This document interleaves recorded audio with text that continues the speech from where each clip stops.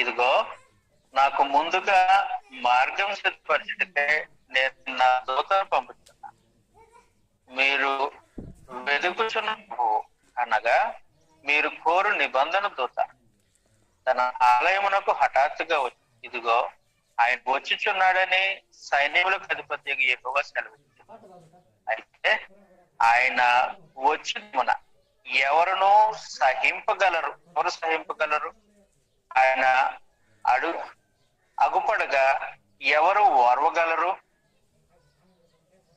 ఆయన కంసాలి అగ్ని వంటి వాడు, చాకలి వాని సబ్బు వంటి వాడు. వెండిని శోధించి నిర్మూలన చేయబడినట్లు కూర్చుని ఉండను. కాబట్టి ఆయన ఏం చేస్తూ ఉంటాడనంటే, వస్తున్నాడు అని చెప్తున్నాడు. దేనికి వస్తూ ఉన్నాడు? ప్రక్షాళన చేయటానికి, శుద్ధీకరణ జరిగించడానికి, లేదా తీర్పు తీర్చడానికి ఆయన వస్తూ ఉన్నాడు. కాబట్టి రావడము, రాకడ అనే పద ప్రయోగము బైబిల్ గ్రంథంలో ఏదైనా ఒక దేశం మీద లేదా ఒక జనాంగం మీద దేవుడు తన దండనను లేదా దేవుడు తన ప్రతీకార చర్యను సూచించడానికి ఉపయోగించే పదము. అందువల్ల యూదులు మనకైతే ఆ పద ప్రయోగం అర్థం కాకపోవచ్చు, కానీ బాల్యం నుండి గ్రంథము చదివే యూదులు భక్తి కలిగిన వారు ప్రతి విశ్రాంతి దినాన సమాజ మందిరంలో లేఖనాలు చదవడం అలవాటైన యూదులు రాకడ అంటే ఏంటో సవివరంగా తెలుసు. అందువల్ల ఎప్పుడైతే దేవాలయం కూలిపోదని ప్రభు చెప్పాడో, ఇది దేవుడు ఉగ్రత కురిపించే సందర్భం కదా, తీర్పు తీర్చే సందర్భం కదా, ప్రతిదండన చేసే కార్యక్రమం కదా. ప్రవక్తల లేఖనాల్లో అలాంటి పదజాలు ఉపయోగించారు కదా. అందువల్ల ఇప్పుడు దేవుడు ఈ యోధా జనాంగానికి తీర్పు తీర్చబోతున్నాడు అన్నమాట. దానిని ప్రవక్తల భాషలో వాళ్ళు అడిగేశారు, నీ రాక సూచన ఏంటి? ఈ ప్రతిదండన జరగటానికి సూచన ఏంటి అని ప్రభువైన యేసును శిష్యులు అడిగారు.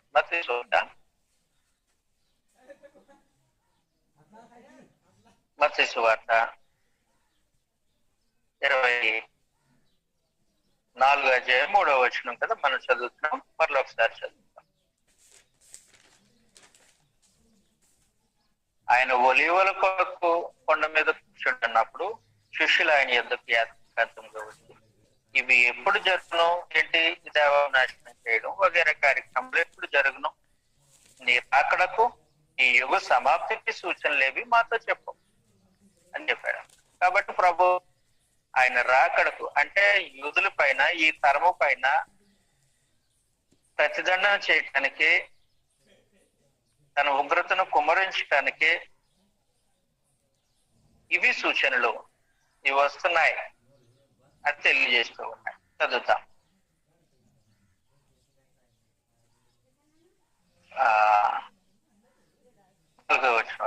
యేసు వారితో ఎవడునో మిమ్మను మోసపరచకుండా చూసుకోండి.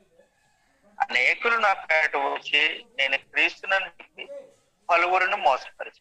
కాబట్టి సూచన ఏంటంటే, మొదటిది అబద్ధపు క్రీస్తులు, అబద్ధపు ప్రవక్తలు వస్తారు. అది యెరూషలేము నాశనం గావించబడే సమయానికి అబద్ధపు క్రీస్తులు వస్తారు, అబద్ధపు ప్రవక్తలు వస్తారు.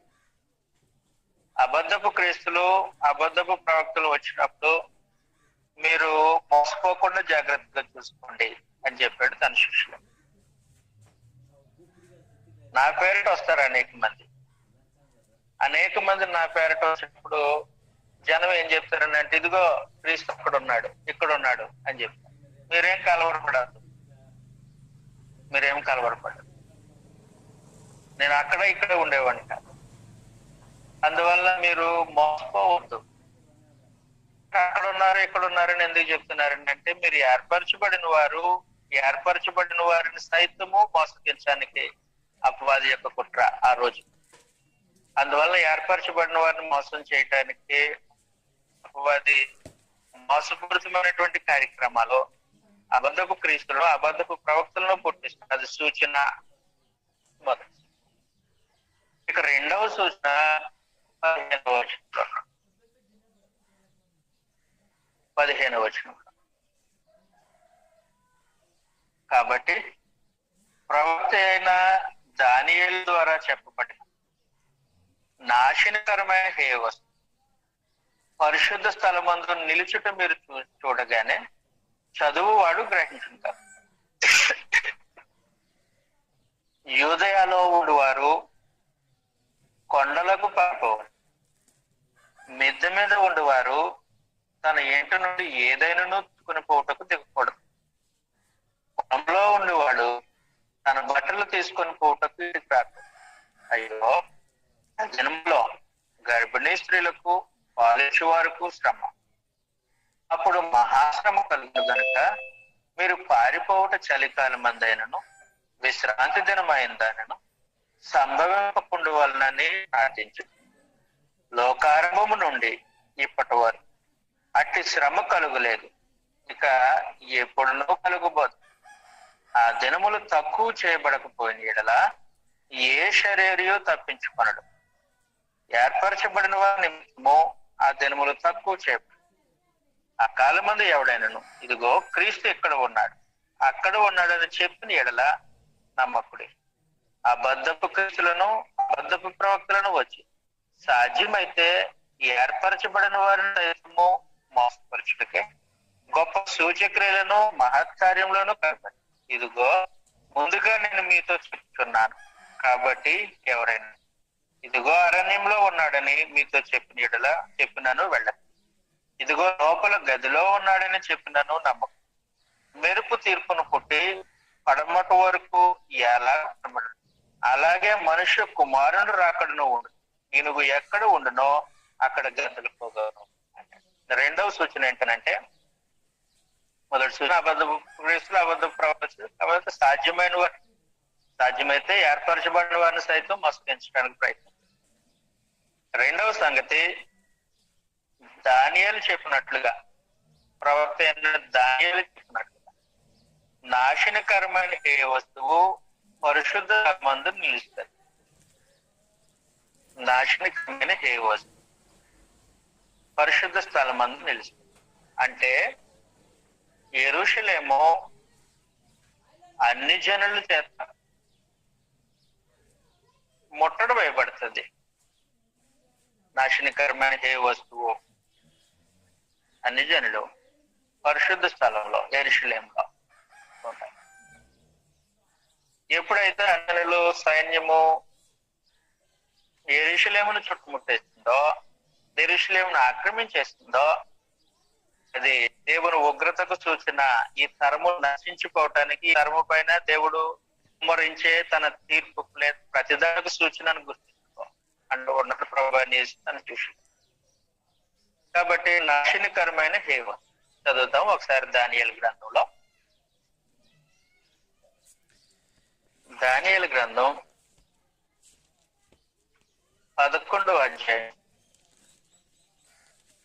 31వ వచనం. ఆయన పక్షమున సూర్యుడు లేచి పరిశుద్ధ స్థలపు కోటను అపవిత్రపరిచి అనుదిన బలి నిలిపివేసి నాశనము కలుగు చేయు హేయమైన వస్తువును నిలవబెట్టి. కాబట్టి నాశనం కలుగు చేసే హేయమైన వస్తువును నిలబెట్టాలి అంటే ఆ నాశనకరమైన హేయ వస్తువు అన్ని జనులు వాళ్ళు తమ దండ్ల చేత, తన సైన్యంతో, తన సూర్యులతో యెరూషలేమును చుట్టుముట్టేస్తారు. ఎప్పుడైతే అన్ని జనుల చేత యెరూషలేము ముట్టడి వేయబడుతుందో దేవుడు ఈ తరానికి ప్రతిదండన చేస్తున్నాడు అనే సంగతి గుర్తుపెట్టుకో అన్నాడు ప్రభు. లోక సువార్త 21వ అధ్యాయం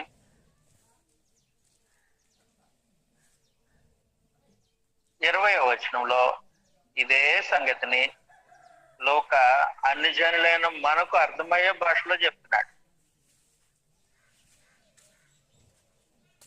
మొదటి వచనం 21వ అధ్యాయం 20వ వచనం.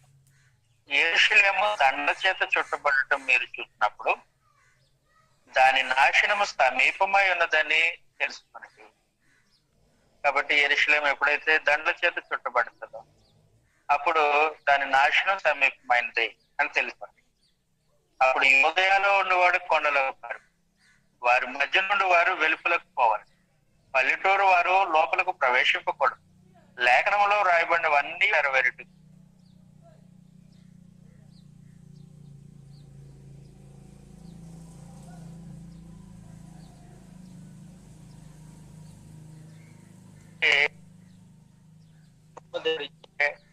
ప్రతిదండన. కాబట్టి అలాంటి ప్రతిదండన జరుగుతుంది. ఆ ప్రతిదండనకి రెండవ సూచన ఏంటంటే యెరూషలేము దండ్ల చేత చూడబడినప్పుడు అది ప్రతిదండన జరుగుతుంది. ప్రభు చెప్పినట్లుగానే క్రీస్తు శకం 70 ఈ యెరూషలేము దేవాలయము టైటస్ అనే రోమా చక్రవర్తి చేత సంపూర్ణంగా నాశనం చేయబడింది. యెరూషలేము రోమా సైనికుల చేత ముట్టడి వేయబడింది. కాబట్టి అలాంటి పరిస్థితి ఎప్పుడైతే వస్తుందో దేవుడు యెరూషలేము ప్రతిదండన చేస్తున్నాడు అనే సంగతిని గమనించి మీరు జాగ్రత్త పడండి అనే సూచనను తన శిష్యులకు ఏర్పరచబడిన వారికి ప్రభు అనేసి తెలియజేస్తున్నాడు. అది రెండవ. అలాంటి పరిస్థితి వచ్చినప్పుడు తప్పించుకోవడానికి వీలుండదు, ఏ మనిషి తప్పించుకోలేదు. అందువలన తప్పించుకోవటానికి అనుకూలంగా విశ్రాంతి దినంలోనైనాను లేకపోతే చలికాలంలోనైనాను అవి సంభవించకుండా ప్రార్థన చేయండి. విశ్రాంతి దినాన్ని ఎందుకనంటే యెరూషలేము గేట్లు మూసేస్తారు ఆ రోజు. లోపల వాళ్ళు బయటికి వెళ్ళడానికి, వాళ్ళు లోపల రావడానికి ఉండదు. కాబట్టి తప్పించుకోవటానికి వీలు. యెరూషలేము గేట్లు మూయబడతాయి, అప్పుడు లోపల వాళ్ళు లోపలే చనిపోవాలి, బయట తప్పించుకోవడానికి వీలు. ఒకవేళ చలికాలం వచ్చిందనుకో, చలి తీవ్రతను బట్టి ఎక్కువ దూరం ప్రయాణం చేయలేరు, ప్రాణాన్ని కాపాడుకుంటారు. అందువల్ల చలికాలం మందైనను విశ్రాంతి దిన మందైనను రాకుండా ఉండేటట్టుగా ప్రార్థన చేయండి అని చెప్పాడు. గర్భిణీ స్త్రీలు, పాలిచ్చే తల్లిలు తన బిడ్డలను కాపాడుకోవటానికి పరిగెట్టలేరు, కాబట్టి వారికి శ్రమ ఎదురవుతుంది.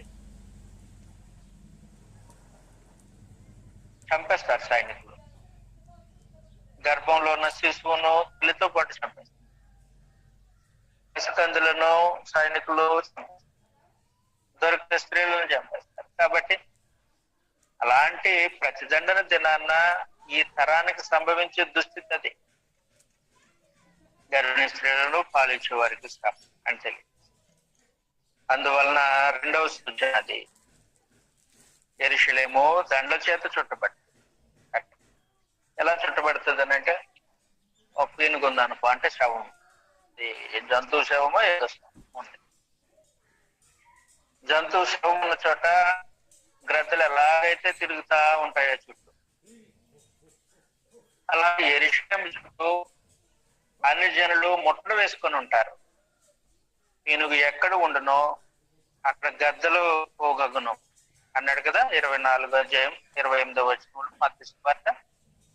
ఆ పీనుగు యెరూషలేము, గ్రద్ద అన్ని జనులు. కాబట్టి అన్ని జనుల చేత యెరూషలేము ముట్టడి వేయినప్పుడు జరిగే కార్యం ఇలాంటి సూచనలు. 29వ వచనంలో మూడవ సూచన,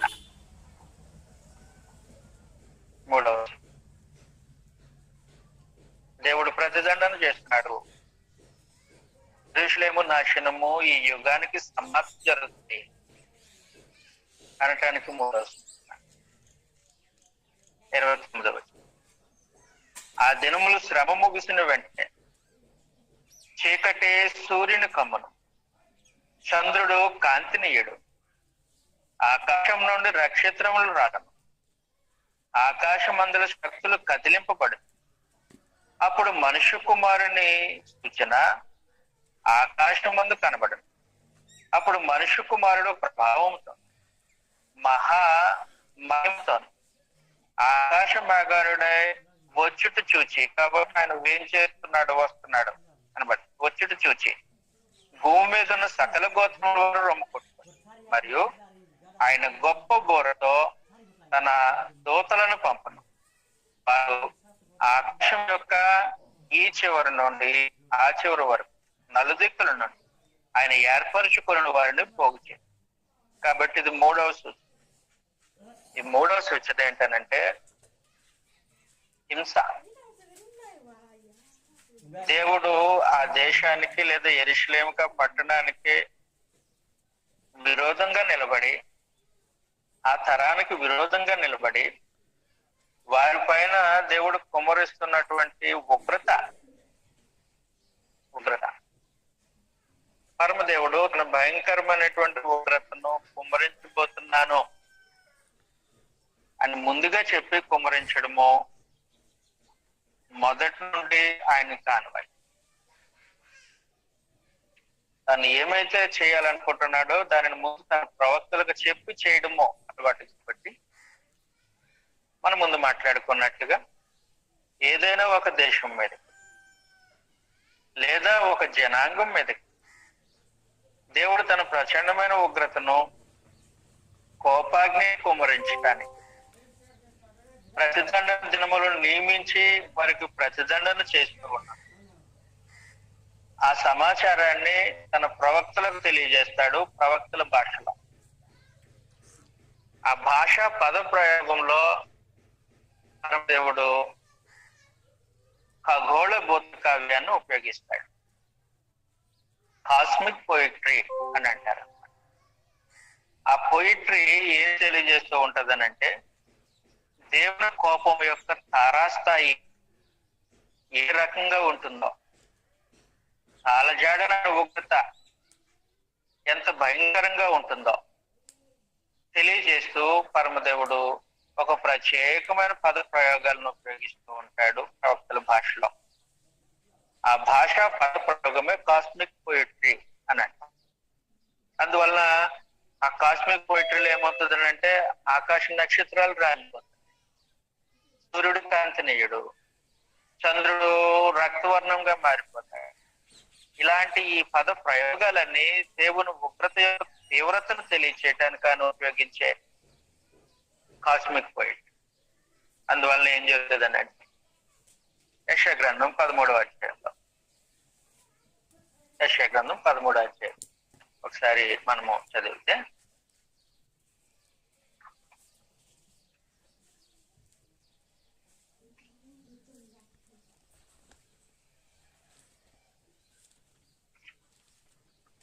యెషయా గ్రంథం 13వ అధ్యాయము మొదట్లో మనం చూసినప్పుడు ఆమోజు కుమారుడైన యెషయా బబులోను గూర్చి ప్రత్యక్షమైన దేవుడు.